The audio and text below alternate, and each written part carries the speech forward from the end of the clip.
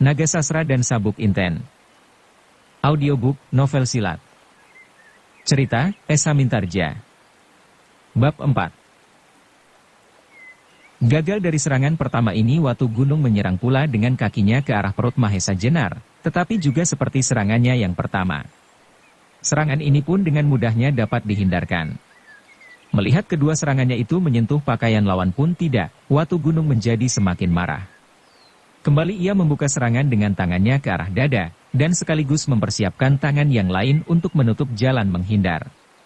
Rupa-rupanya serangan ini hampir berhasil mengenai lawannya. Tetapi pada saat terakhir ketika tangannya sudah berjarak setebal jari dari dada, Mahesa Jenar segera menarik tubuhnya ke belakang dengan satu loncatan yang cepat, ia menghindar ke arah sebelah dari tangan yang lain. Watu Gunung menjadi semakin uring-uringan. Dan meluncurlah kemudian serangan-serangan yang cukup dahsyat. Tetapi beberapa orang telah menjadi cemas. Sebab dalam pandangan mereka, Mahesa Jenar selalu terdesak.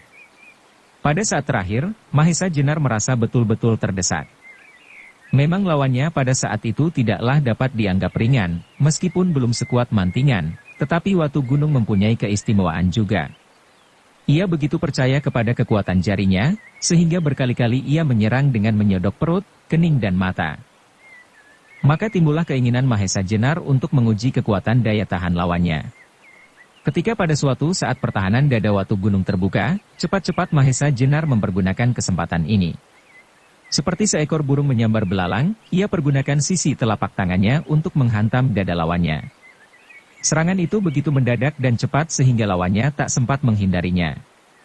Merasa kena hantaman di dadanya, cepat-cepat Watu Gunung mundur selangkah. Mulutnya meringis sebentar menahan sakit. Tetapi oleh daya tahan badannya, segera rasa sakit itu hilang. Mengalami hal ini, Watu Gunung malahan sekali lagi meloncat mundur, dan aneh sekali, ia tidak bersiap-siap untuk menyerang atau bertahan, malahan ia berdiri di atas kedua kakinya yang direnggangkan dan kedua tangannya bertolak pinggang. Melihat sikap yang demikian, Mahesa Jenar pun menjadi tertegun heran. Tetapi menghadapi sikap ini ia tidak berani gegabah, sebab siapa tahu bahwa sikap ini adalah suatu sikap untuk mengelabuinya dan memancingnya dalam suatu keadaan yang tak menguntungkan. Ia menjadi semakin heran ketika tiba-tiba Watu Gunung tertawa keras dengan suaranya yang nyaring. Begitu kerasnya ia tertawa sampai menimbulkan getaran-getaran di dada orang yang mendengarnya. Sebaliknya para penonton yang melihat Watu Gunung bersikap demikian, seketika tubuhnya menjadi gemetar. Sebab dengan demikian Watu Gunung sudah menemukan suatu kepastian bahwa dalam waktu singkat ia pasti akan dapat menghancurkan lawannya. Dan, biasanya dipegangnya kedua kaki lawannya itu, diputar di udara, dan dengan sekali tetak dihantamkan pada pohon sawo di tepi arena itu sehingga kepalanya menjadi pecah berserakan. Melihat hal itu, Ki Asem Gede ikut menjadi cemas. Ia melihat nyata-nyata bahwa pukulan Mahesa Jenar tepat mengenai dada, tetapi pukulan itu tak mengakibatkan apa-apa. Tetapi melihat ketenangan Mahesa Jenar, Ki Asem Gede pun menjadi agak tenang pula. Satu kesalahan dari Watu Gunung dan para penonton pertarungan itu adalah bahwa mereka tidak menyadari kalau pukulan Mahesa Jenar itu hanya mempergunakan sebagian kecil dari seluruh kekuatannya. Dengan melihat akibat dari pukulan percobaan itu, Mahesa Jenar dapat mengukur bahwa kalau ia mempergunakan 3/4 saja dari kekuatannya, dada Watu Gunung itu sudah pasti akan rontok. Ketika suara tertawa dari Watu Gunung makin menurun, para penonton pun menjadi semakin gelisah.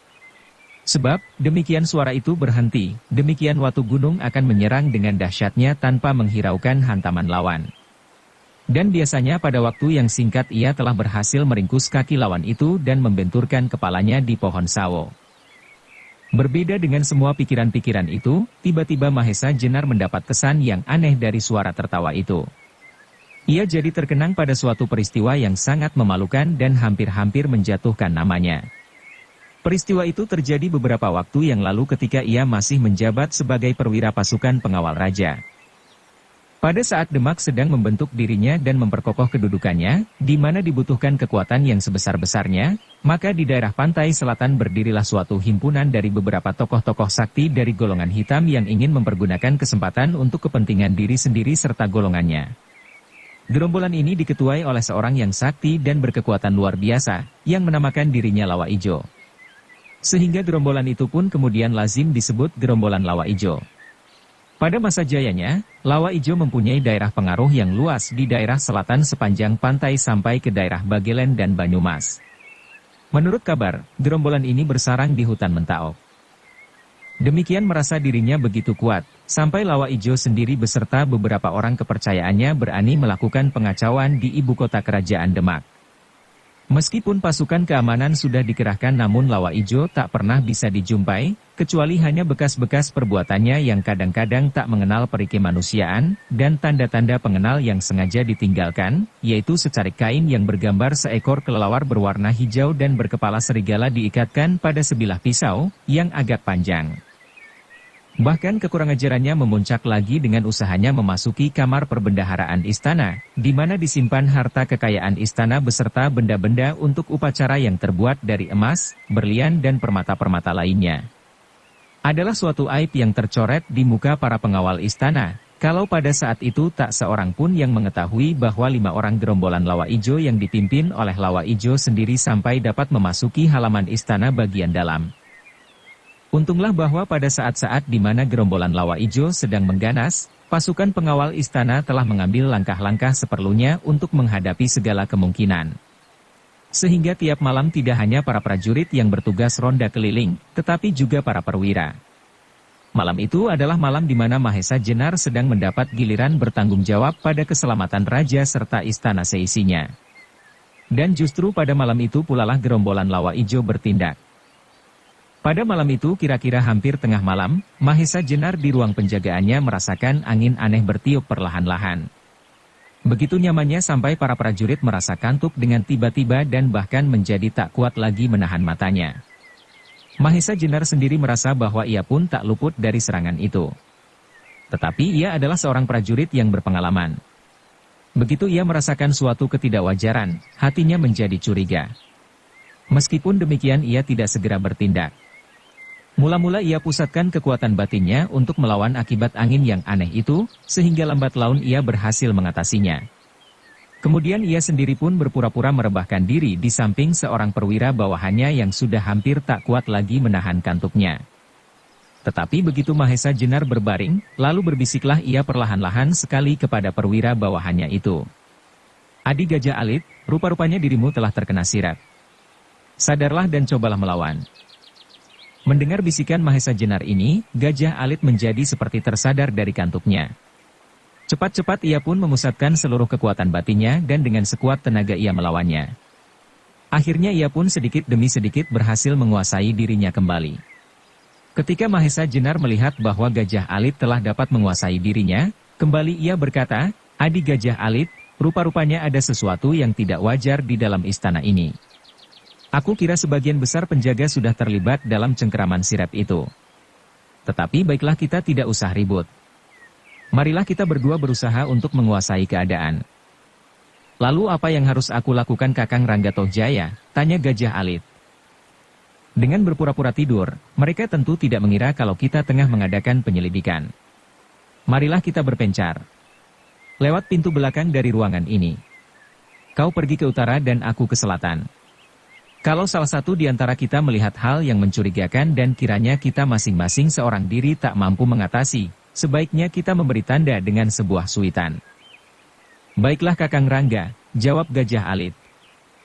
Dan setelah beberapa saat tak terjadi apa-apa, perlahan-lahan dan berhati-hati sekali mereka berdua menyelinap pintu belakang ruang jaga dengan tidak membangunkan seorang pun, agar orang yang bermaksud jahat itu sama sekali tak menduga bahwa di antara sekian banyak penjaga itu ada yang terluput dari sirepnya. Dengan berlindung pada bayang-bayang dan batang-batang tanaman mereka berdua menyelidiki keadaan taman itu dengan seksama. Gajah Alit ke utara, sedangkan Mahesa Jenar atau Ranggatohjaya ke selatan. Beberapa lama mereka tak menemukan tanda apa-apa. Malahan halaman dalam istana itu rasanya jauh lebih sepi dari biasanya. Tapi Mahesa Jenar dan Gajah Alit adalah orang-orang yang penuh dengan pengalaman dan mempunyai ketajaman batin yang luar biasa. Mahesa Jenar yang meskipun pada waktu itu belum melihat adanya sesuatu yang mencurigakan, tetapi ia sudah mendapat firasat bahwa ia telah berdekatan dengan apa yang dicarinya. Itulah sebabnya ia segera menenangkan diri di belakang sebuah tanaman yang agak rimbun. Dipusatkannya segala perhatiannya ke suasana di sekelilingnya. Angin aneh yang ternyata adalah mengalirnya kekuatan sirap dari seseorang yang cukup kuat ilmu kebatinannya, masih saja bertiup. Bahkan daya sirap itu demikian kuatnya sehingga baik Mahesa Jenar maupun Gajah Alit harus tetap menyediakan sebagian perhatiannya untuk tetap melawan pengaruhnya. Dengan mengukur kekuatan angin aneh itu, Mahesa Jenar sedikit banyak dapat menjajaki sampai di mana kehebatan orang yang memasangnya. Dengan demikian Mahesa Jenar harus betul-betul waspada, sebab ia tahu betul bahwa orang yang memasang sirap itu tentulah seorang yang mempunyai kesaktian tinggi. Dari tempat persembunyiannya Mahesa Jenar dapat melihat bahwa 3 orang yang bertugas jaga di sudut dinding halaman itu telah tertidur semuanya. Tombaknya disandarkan pada dinding halaman, dan mereka bertiga begitu saja menggeletak tidur di atas rumput. Maka setelah agak lama Mahesa Jenar menanti, datanglah saat yang menyebabkan denyut jantung Mahesa Jenar bertambah cepat. Karena pendengarannya yang sangat tajam itulah maka ia mendengar suara berdesir di atas atap balai perbendaharaan istana. Ketika dengan matanya yang setajam telinganya itu pula ia mengamat-amati arah suara itu, darahnya jadi tersirap.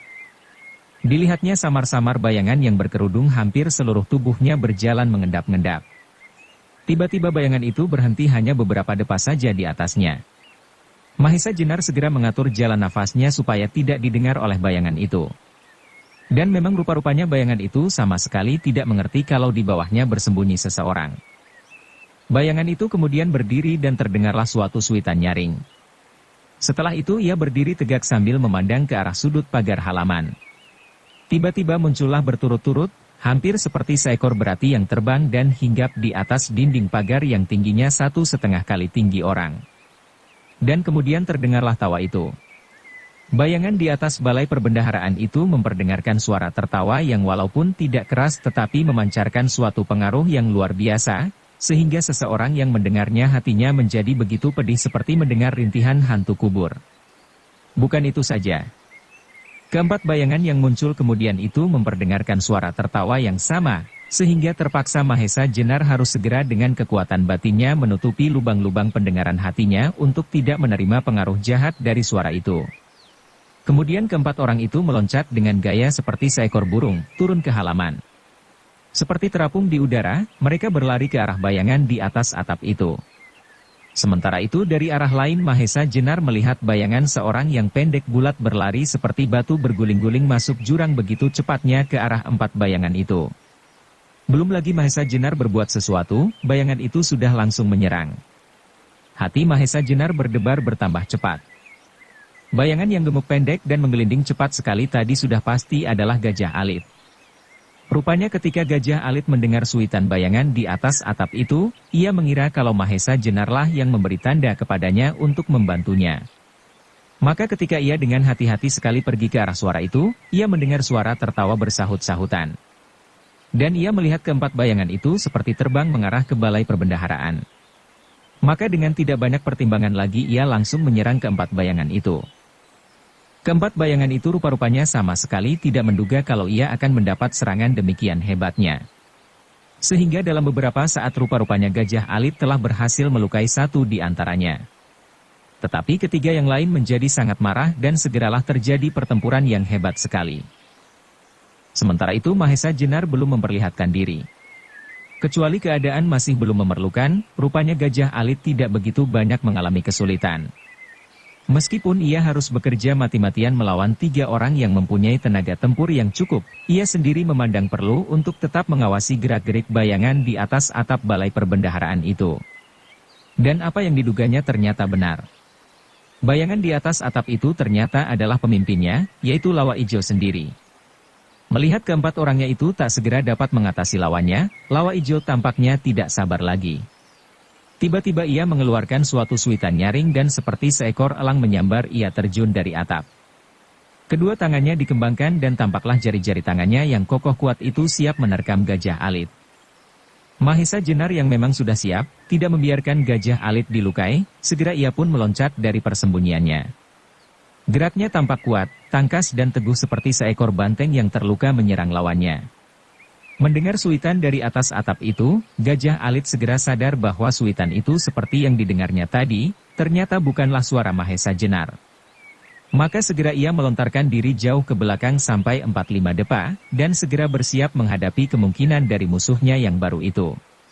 Melihat gerak yang demikian cepatnya ketiga musuhnya jadi terkejut, demikian juga lawa ijo yang terpaksa membuat satu gerakan di udara untuk mengubah arah terjunnya. Tetapi kembali di luar dugaannya bahwa dari arah lain datanglah dengan garangnya suatu serangan yang dahsyat. Kembali lawa ijo mengubah gaya tubuhnya. Tetapi, meskipun demikian ia tak mempunyai kekuatan lagi untuk menyerang ke arah yang berlawanan, sehingga segera ia melipat tangan kanannya untuk melindungi dada, sedangkan tangan kirinya disiapkan untuk menyerang. Pada saat kaki lawa ijo baru saja menyentuh tanah, datanglah serangan Mahesa Jenar dengan dahsyatnya, sehingga terjadilah suatu benturan yang sangat hebat dari dua tenaga raksasa.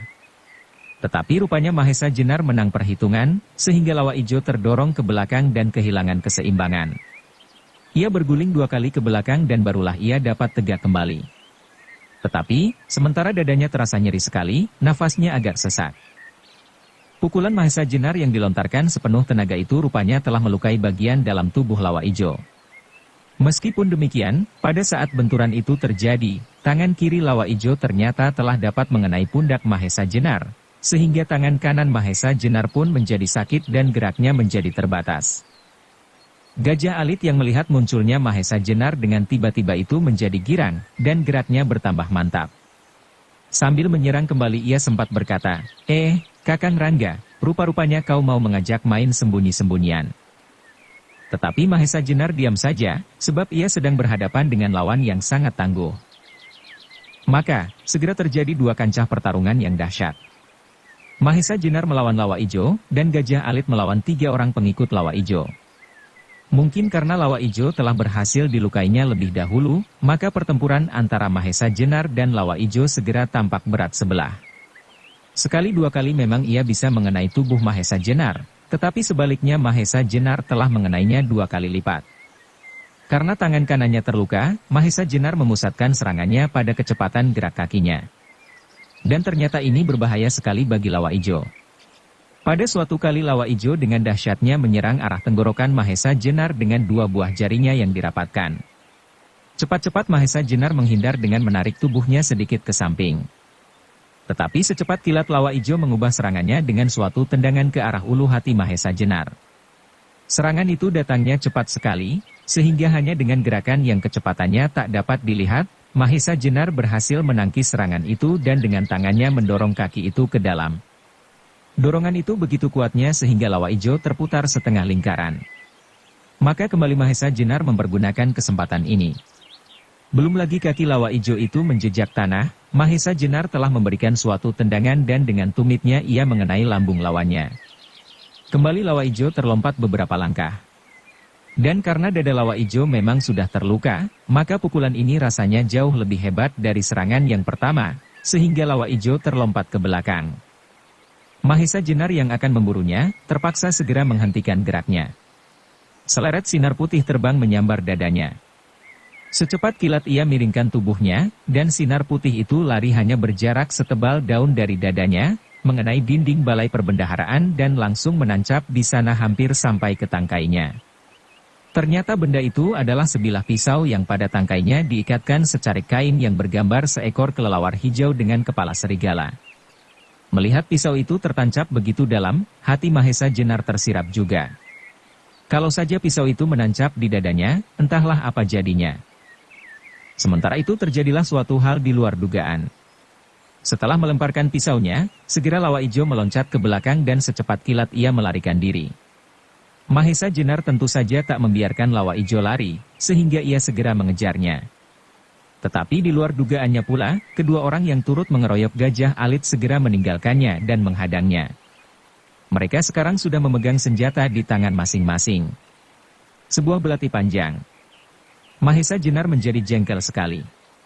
Sedianya ia sama sekali tak ingin melayani orang itu, supaya tidak kehilangan lawa ijo. Tetapi kedua orang itu nekat menyerang Mahesa Jenar. Terpaksa Mahesa Jenar berhenti untuk melayani kedua orang itu.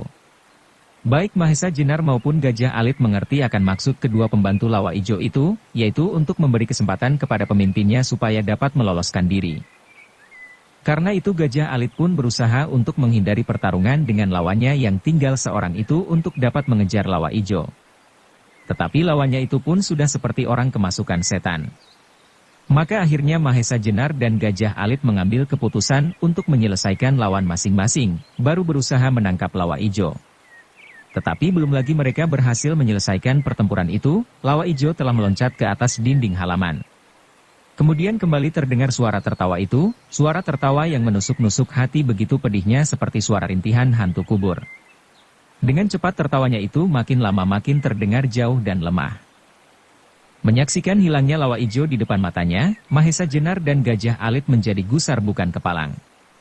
Dan sekarang kegusarannya itu hanya dapat ditumpahkan kepada lawannya yang ketika itu juga sudah berusaha untuk melarikan diri.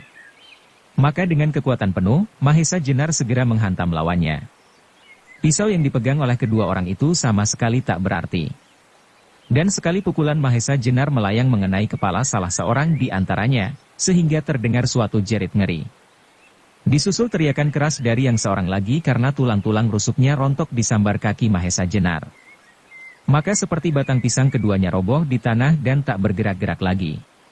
Belum lagi gema teriakan itu berhenti, terdengarlah suara keluhan yang tertahan. Rupanya Gajah Alit pun berhasil menyelesaikan pertempurannya. Hanya saja ia mempunyai cara sendiri untuk menumpahkan kemarahannya.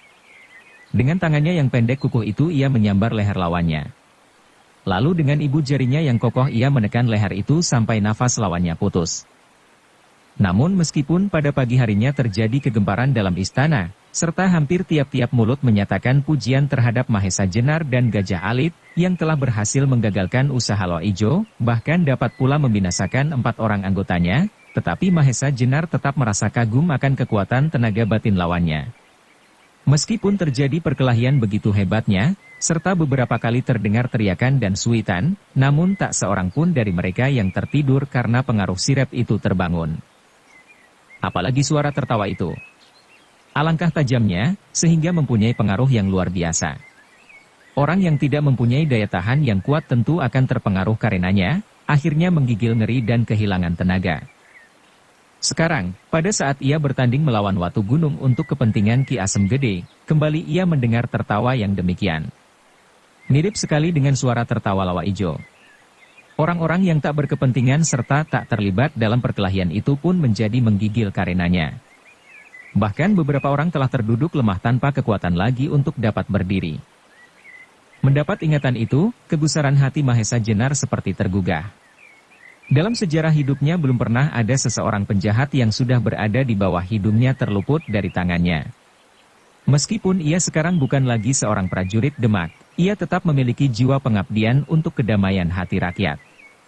Karena itu sekali lagi ia ingin bertemu dengan Lawa Ijo, yang sejak peristiwa itu namanya tak pernah terdengar lagi. Tetapi ia yakin, bahwa apabila tak terbinasakan, pada suatu saat pasti Lawa Ijo akan muncul kembali. Watu Gunung yang memiliki ciri-ciri khas sama dengan Lawa Ijo, tentu mempunyai hubungan erat. Mungkin Watu Gunung adalah bekas gerombolan Lawa Ijo, atau mungkin juga muridnya. Maka timbullah keinginan Mahesa Jenar untuk mempermainkan orang ini sebagai undangan buat kehadiran Lawa Ijo. Kenangan dan pikiran-pikiran itu hanya sebentar saja melintas di otak Mahesa Jenar. Sementara itu suara tertawa Watu Gunung sudah kian lemah, kian lemah. Para penonton pun menjadi kian ngeri dan ketakutan. Beberapa orang di antaranya terjatuh lemas seperti dicopoti tulang-tulangnya. Saat yang mengerikan tentu segera tiba.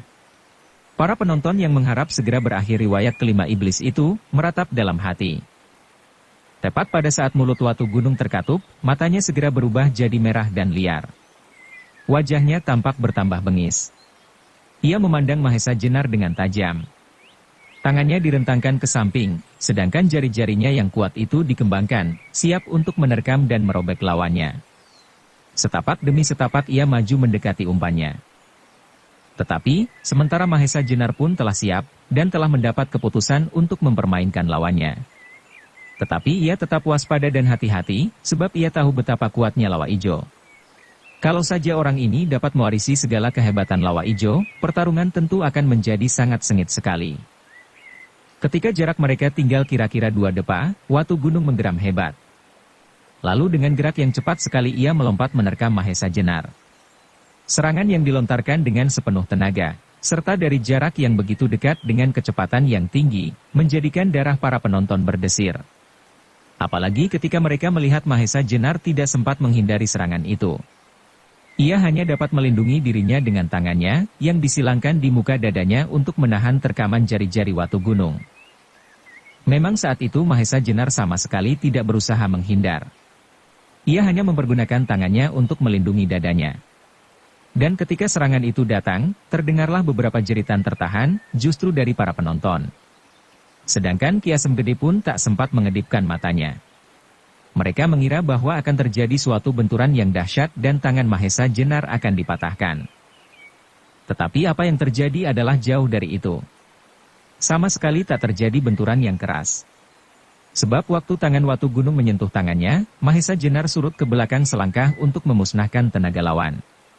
Sesudah itu ia gunakan 6 bagian tenaganya untuk mendorong lawannya. Watu Gunung sama sekali tidak mengira bahwa ia akan mengalami pelayanan yang demikian.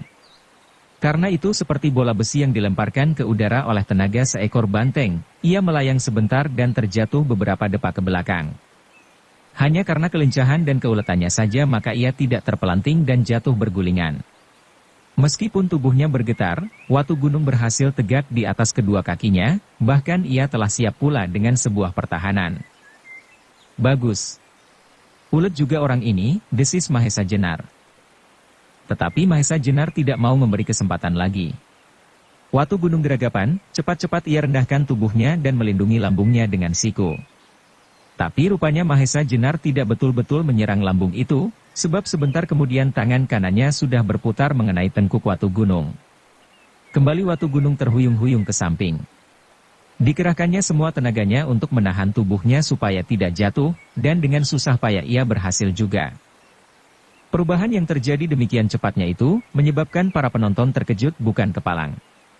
Malahan kemudian ada yang tidak percaya pada apa yang terjadi. Setan mana yang telah membantu Mahesa Jenar mendapat kekuatan itu? Samparan beserta ketiga kawannya sampai berdiri. Sebagai orang yang penuh pengalaman, Samparan segera melihat kekuatan Mahesa Jenar yang luar biasa itu. Kalau mula-mula Mahesa Jenar tampak lemah dan tak bertenaga, itu karena ia sedang menjajagi sampai di mana kekuatan lawannya. Kalau mula-mula ia merasa yakin bahwa Watu Gunung akan berhasil, sekarang adalah sebaliknya, ia menjadi yakin kalau Watu Gunung akan binasa, atau setidak-tidaknya namanya lah yang binasa. Rupanya ketiga kawannya pun berpikir demikian juga. Apalagi Mahesa Jenar telah mendesak demikian hebatnya. Anehnya, serangan-serangan Mahesa Jenar tidak tampak membahayakan. Pada suatu kali, ketika Mahesa Jenar meloncat dengan dahsyatnya ke udara, kakinya bergerak menyambar kepala Watu Gunung, sehingga Watu Gunung terpaksa merendahkan diri untuk menghindar. Tetapi segera kaki itu ditarik, dan sekali menggeliat Mahesa Jenar telah berdiri di belakang Watu Gunung. Tangannya bergerak cepat sekali ke arah kepala Watu Gunung. Serentak hati para penonton tergetar. Hampir saja mereka bersorak, karena pasti kepala Watu Gunung akan terhantam. Tetapi rupanya Mahesa Jenar berbuat lain. Ia hanya menyambar saja ikat kepala Watu Gunung yang berwarna merah soga itu. Mendapat perlakuan ini, wajah Watu Gunung menjadi merah, semerah ikat kepalanya yang disambar Mahesa Jenar itu. Giginya gemeretak menahan marah, dan tubuhnya bergetar secepat getaran darahnya. Bagi orang seperti Watu Gunung, lebih baik kepalanya diremukkan daripada dihina sedemikian. Ki Asem Gede, yang sejak melihat perubahan sikap Mahesa Jenar sudah mendapat kepastian akan akhir dari pertarungan itu, melihat Mahesa Jenar berbuat demikian tak dapat lagi menahan geli hatinya. Tertawanya melontar tak terkendalikan sampai tubuhnya berguncang-guncang. Mendengar suara Ki Asem Gede tertawa terkekeh-kekeh, hati Watu Gunung semakin terbakar. Maka secepat halilintar menyambar, tangannya tergerak, dan seleret sinar menyambar dada Mahesa Jenar. Melihat sinar itu, sesaat Mahesa Jenar bimbang.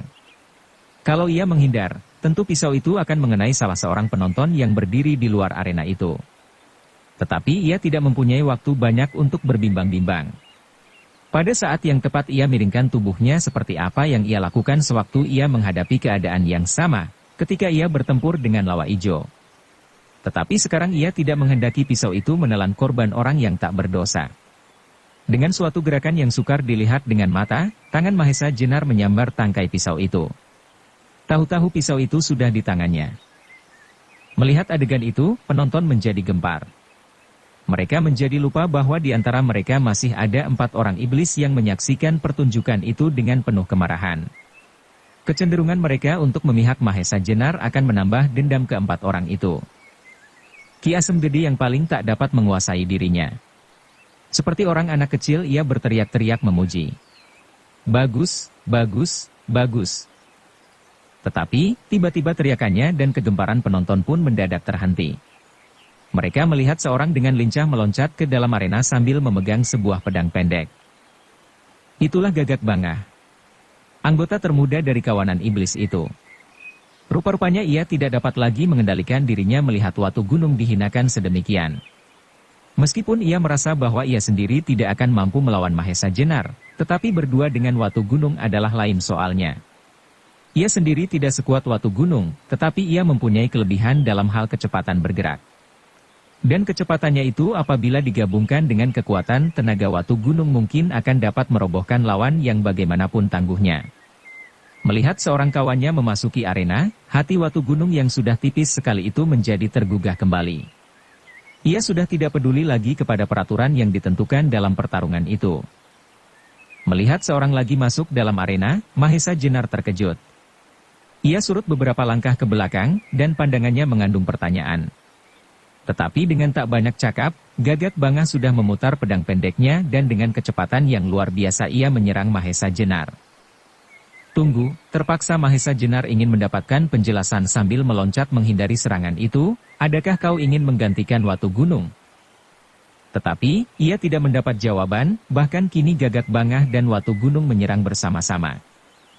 Kalian melanggar peraturan, sambung Mahesa Jenar sambil meloncat menghindari sambaran pedang pendek dan kemudian cepat sekali ia meloncat 2 depa ke belakang sebelum kaki Watu Gunung mengenai tungkaknya. Tidak ada suatu peraturan pun yang dapat mengikat kami, teriak Gagak Bangah dengan garangnya. Kami berdiri di atas segala peraturan. Kalau kami berhak menentukan peraturan, kami pun berhak mengubah atau menghapus peraturan itu.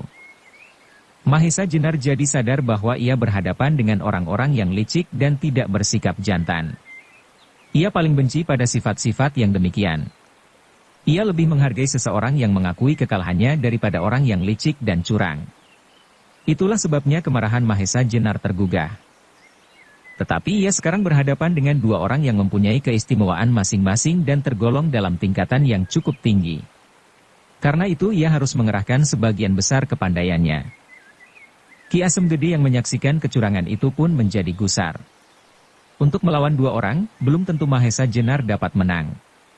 Karena itu ia sudah membulatkan tekad untuk melibatkan diri dalam pertempuran itu. Tetapi baru saja ia akan meloncat, tiba-tiba terdengarlah sebuah bisikan, jangan berbuat sesuatu Ki Asem Gede. Ki Asem Gede terkejut bukan kepalang. Dan terasa di kedua belah lambungnya melekat ujung senjata tajam. Ketika ia menoleh, dilihatnya Wisuda dan Palian, yakni anggota ketiga dan keempat dari kawanan iblis itu berdiri di belakangnya dan mengancamnya dengan keris. Maka terpaksa Ki Asem Gede mengurungkan niatnya, meskipun hatinya bergelora hebat, sambil menanti suatu kesempatan. Sementara itu, pertempuran di arena bertambah hebat. Gagak Bangah dengan gesitnya menyambar-nyambar sambil mempermainkan pedang pendeknya, seperti seekor sikatan menyambar belalang. Sedangkan Watu Gunung pun dengan mengandalkan kekuatannya menyerang dengan garangnya. Apalagi kini ia telah memegang pula sebuah belati panjang yang dicabutnya dari bawah kainnya, seperti yang dilemparkan tadi. Tetapi, Mahesa Jenar pun ternyata tidak mengecewakan. Diam-diam ia merasa bersyukur bahwa dengan tidak sengaja Watu Gunung telah memberinya sebilah pisau belati panjang. Dan dengan senjata itu ia melayani kedua lawannya. Ia pernah mendengar bahwa belati kawanan Lawa Ijo terkenal keampuhannya serta terbuat dari baja pilihan. Apalagi kini senjata itu ada di tangan Mahesa Jenar yang mempunyai kepandaian dalam mempergunakan segala macam senjata.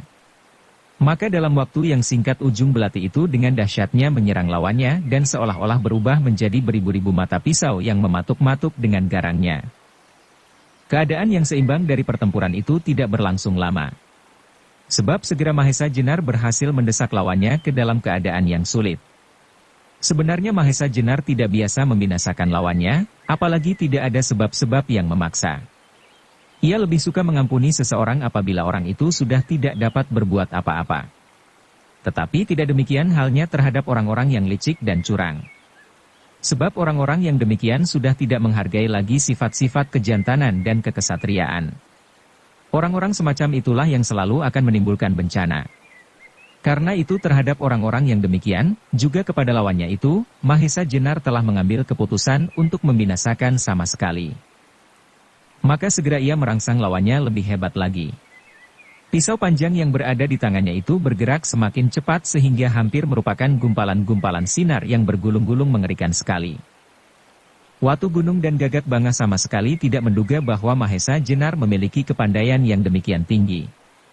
Maka diam-diam mereka berdua mengeluh dalam hati. Karena mereka tadi memberi kesempatan kepada orang ini untuk bertanding membela anak Ki Asem Gede. Keringat dingin sudah membasahi seluruh tubuh mereka berdua. Maka, sesaat kemudian terdengarlah bunyi berdentang dari senjata yang beradu. Ternyata pisau panjang Mahesa Jenar telah menyambar pedang pendek Gagak Bangah. Sambaran itu begitu kuatnya sehingga tangan Gagak Bangah merasa nyeri sekali. Belum lagi ia dapat memperbaiki keadaannya, kembali pedangnya disambar oleh pisau Mahesa Jenar. Dan benar-benar kali ini ia tidak mampu lagi berbuat apa-apa sehingga pedangnya terpental jatuh. Melihat keadaan itu, Watu Gunung segera berusaha menolong kawannya. Dengan lompatan yang cepat ia mendesak maju, dan membabat tangan Mahesa Jenar. Tetapi Mahesa Jenar telah menarik tangannya kembali dan dengan sisi telapak tangan kirinya ia menghantam pergelangan tangan Watu Gunung. Hantaman itu sedemikian kerasnya terlepas dari tangannya. Maka kini sampailah saatnya untuk mengakhiri pertempuran. Tetapi, Mahesa Jenar tidak mau membunuh lawannya dengan senjata. Segera dilemparkannya belati itu, dan secepat kilat sebelum Watu Gunung dan Gagak Bangah sempat menjatuhkan dirinya, kedua tangan Mahesa Jenar masing-masing meraih kepala kedua orang itu. Dengan tenaga yang didasari kegusaran hati, dibenturkannya kedua kepala itu sekuat tenaga. Maka terdengarlah suara hampir seperti sebuah ledakan diikuti oleh jerit ngeri melengking. Sekejap kemudian suara itu terputus dan kedua orang itu rebah di tanah dengan kepala pecah. Bersambung ke bab 5. Dukung kami dengan subscribe, follow, like, komen dan share. Terima kasih.